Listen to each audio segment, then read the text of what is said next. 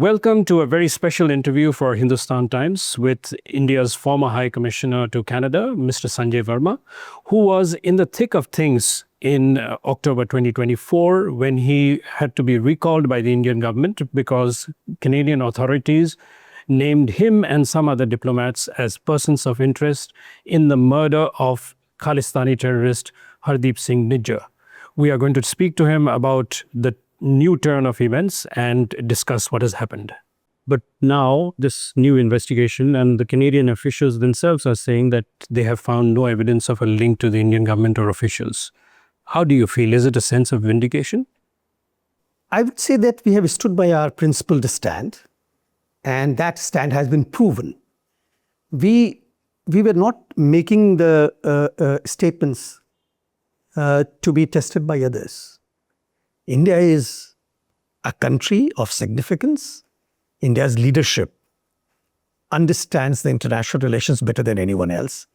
So whatever international commitments we take on, we deliver on that.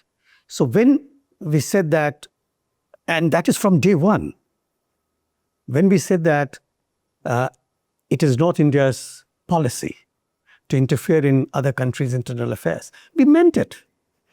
Then we said that government of India or its diplomats have no role in the killing which was being mentioned time and again. Now, these were the two key points. And today, if you look at the conclusion of the investigation, which is a multi-country investigation into crime syndicates, but it also has an element of the killing which happened in Surrey, in Canada. So we are not seeking someone's nod whether our statement or stand was correct. But we are glad to see that the conclusion of the investigation has led to them to understand that neither the state of India or the government of India or its officials or diplomats had any role to play in a killing which was a result of gang war. But you were there at the time and you saw this whole thing unfolding in Ottawa. Why do you think former Prime Minister Justin Trudeau made that allegation in Parliament in September 2023? I do not have the complete insight into it, but what we have maintained, again, right from day one, is that the entire move was politically motivated, and the allegation that the government of India, the state of India, the Indian diplomats, the Indian officials were involved in any way were absurd. And these are the things which we have maintained from day one. There's nothing new in it. Now, after 3 years of investigation, they have come to realize that what we were saying was absolutely right. Again, we are not seeking a nod from anyone else on our principled stand. Our principled stand had been correct factually and truthfully. Do you think that the change in government, the fact that, Justin Trudeau was voted out and Mark Carney came in, and we also noticed, and this is something that Hindustan Times has reported, there were kind of back channel contacts between the security agencies of Canada, US, India on all these issues. Do you think that kind of, played a factor in whatever has happened now? See, more communication in international relations is always better, because then the concerns could be aired between trusted partners. Otherwise, it could be misconstrued.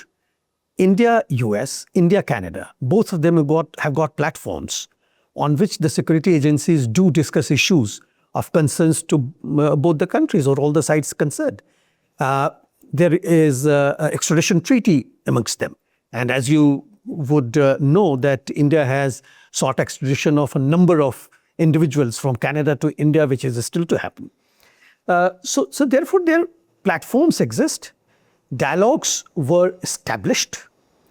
There was a breakdown in communication due to the reason that we were blamed for something which was grotesque, and we never had any role in that.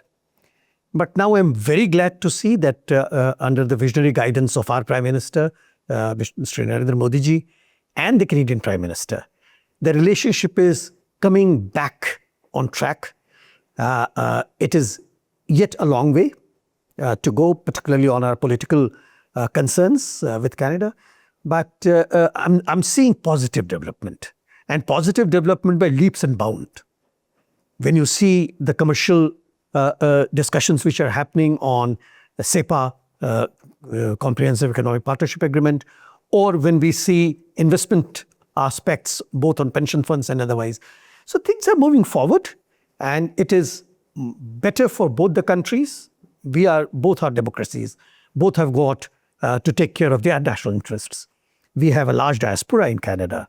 Canada has a large investment in India. So if we look at the complementarities which exist, it is only expected that the two countries should get back to a normal relationship, which they are doing now. But we do have this new issue that has come up now of the Lawrence Bishnoi gang and its members being linked to, whatever has happened in both the US and Canada. What do you think was the reason why a jailed gangster in India has been accused of involvement in this killing? Again, I don't have the complete knowledge of the US indictment and what went into writing that indictment.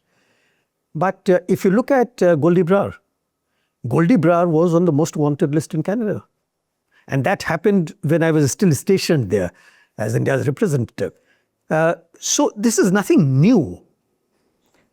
We had already suggested to the Canadian government, requested to the Canadian government for many of these people to have been sent back to India for interrogation or allow us to interrogate.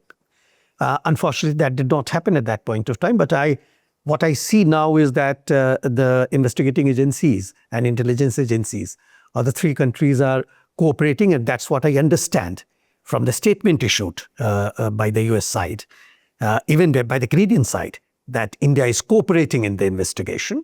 And we had always been ready for that. We only wanted to see the evidence on the basis of which we can cooperate and or collaborate with them, which was not offered to us. Now that it is there, I'm very hopeful that our bilateral But was there also an element of a gang war? That's what the indictment also indicates too, that there was gang rivalry for extortion, for drug money, for gun running, and there is a basis for that, because this would mean the Bishnoi gang against gangs that were aligned to the Khalistanis. Yes. Not only aligned to the Khalistanis themselves. There are many Khalistani extremists in Canada who are very much into these criminal activities. And I would even stake the claim that Nijjar was no saint. So therefore, for the kind of money which is available through these criminal activities, I will not be surprised if it was a result of a gang war. Two quick final questions. There is the case of Nijjar's murder, which is still going on, and 4 Indian nationals have been charged in that. I believe the proceedings will begin later this year. You also have the other issue, which is kind of linked, which is in the US, and a former Indian intelligence operative has been linked to that, and an Indian national has been extradited from the Czech Republic to the US, Nikhil Gupta. So how do you see these playing out? I mean, more the case in Canada, but since the two are linked, do you think that there is a possibility that this could again kind of become an irritant in the relationship? So the first thing is that I don't think they are linked, because one is what the US indictment says, what it is. Since I do not have any insight into the US-India relations, so I'll not be able to comment on that. But as far as Canada is concerned, the indictment says that it was ordered by gangsters. So I will treat it as gang war, taking a clue from there. From my own understanding of the way in which the Canada-based Khalistani extremists operate, they do operate through extortion, they do operate through incitement to violence, they do operate through threatening of Indian community there. So they do behave like gang. Thank you so much, Ambassador Verma, for your time, and it was a pleasure talking to you. Thank you so very much for having me here.